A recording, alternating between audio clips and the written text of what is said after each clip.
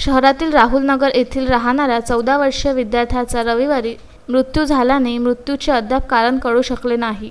मात्र मोबाईलवर ऑनलाईन अभ्यास करीत असताना शॉक लागल्याची चर्चा दिसून आली।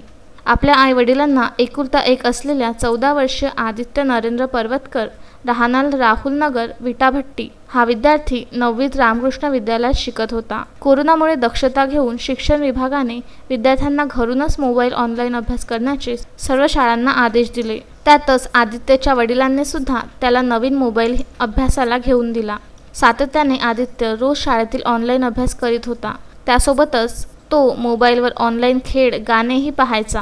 रविवारी सायंकाळी त्याच्या आईने चहा करून आदित्यला चहा पिण्यासाठी आवाज देऊन घरातील भांडी धुवायला बाजूने गेल्या। आदित्यने मोबाईलमधील अभ्यास सोडून मोबाईल सोबतच घेऊन स्वयंपाक खोलीत प्रवेश केला। मात्र काहीतरी भांडे पडल्याचा आवाज त्याच्या आईला ऐकू आल्याने धावत खोलीत गेली, तर त्या खोलीत आदित्य पडलेला दिसून आल्याने आरडाओरड करण्यात आली। त्याच्या वडिलांनी त्याला ताबडतोब जिल्हा सामान्य रुग्णालयात नेले, मात्र त्याचा उपचार दरम्यान मृत्यू झाला। या घटनेने परिसरातील नागरिकांनी आदित्यच्या घरी गर्दी केली। आदित्य हा आईवडिलांना एकुलता एक मुलगा होता। या परिसरात मात्र त्याचा मृत्यू मोबाईल शॉक लागल्याने झाला, तर कोणी मोबाईल चार्जिंगला होता त्याचा करंट लागल्याने झाला, अशी उलटसुलट चर्चा दिसून आली।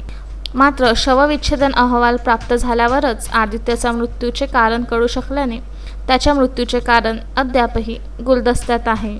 Vidarbha news bureau, Amravati.